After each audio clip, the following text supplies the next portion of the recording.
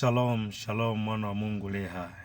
Karibu tena tukaangazie juu ya kumpenda Mungu. Ni vyema tukafahamu jambo hili kwamba upendo una gharama yake, na leo tutaangazia gharama 3 za upendo.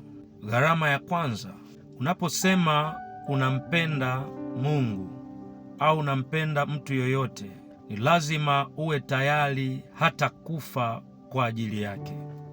Ukisoma kitabu cha waraka wa kwanza wa Yohana ile sura ya 3 aya 16 inasema hivi: katika hili tumelifahamu pendo, kwa kuwa yeye aliutoa uhai wake kwa ajili yetu. Imetupasa na sisi kuutoa uhai wetu kwa ajili ya hao ndugu. Kwa hiyo kama Mungu alianza kutupenda sisi, na Biblia inakiri wazi kwamba Yesu Kristo kwa kutupenda aliutoa uhai wake kwa ajili yetu. Kwa hiyo na sisi kama kweli tunampenda Mungu, lazima tuwe tayari kuutoa hata uhai wetu kwa ajili ya ndugu wengine katika Kristo. Hiyo ni gharama ya kwanza ya kumpenda Mungu. Na ukumbuke somo letu linasema, je, kweli wewe unampenda Mungu? Ni rahisi sana kujibu ndiyo nampenda Mungu, lakini gharama zake unazimudu? Unazifahamu? Unaziweza? Je, uko tayari kulipa gharama? Kama unampenda Mungu, lazima uwe tayari hata kufa kwa ajili ya hao ndugu wengine.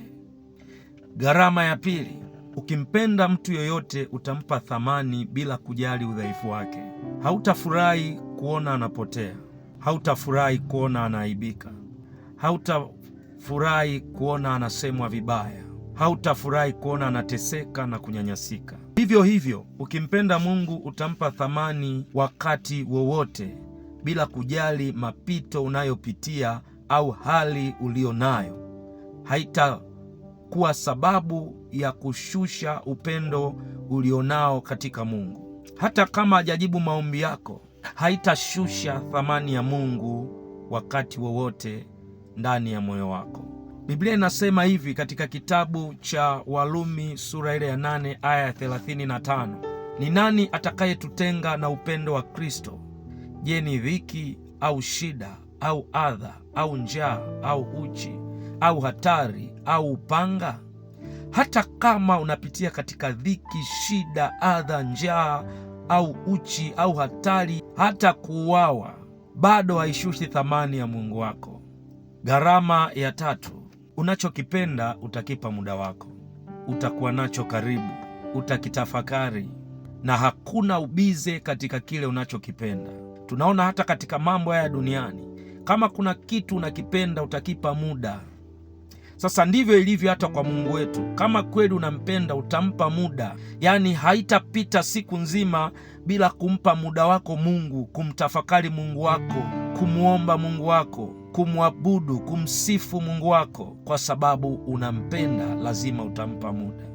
Tusome kile kitabu cha Zaburi 27 aya ya 4. Daudi anasema hivi: neno moja nimelitaka kwa Bwana, nalo ndilo nitakalolitafuta, nikae nyumbani mwa Bwana siku zote za maisha yangu, niutazame uzuri wa Bwana na kutafakari hekaluni mwake. Tunamwona Daudi, kwa kuwa anampenda Mungu, anampa Mungu muda wake kwa kukaa hekaluni mwake na kutafakari yaliyo ya Mungu, matendo makuu ya Mungu, ishara na ajabu zake nyingi anazozitenda juu ya watu wake. Anatafakari vile Mungu alivyo mzuri, anarudisha sifa na heshima kwake Mungu. Kwa hiyo kama unampenda Mungu, ni lazima utampa muda. Hakuna ubize katika yule unayempenda. Hata kama ulikuwa kuna jambo unafanya, uko tayari kuliacha kwa sababu ya yule unayempenda. Na hizi ndizo gharama 3 anazotakiwa kulipa yule mtu anayempenda Mungu. Shalom, shalom.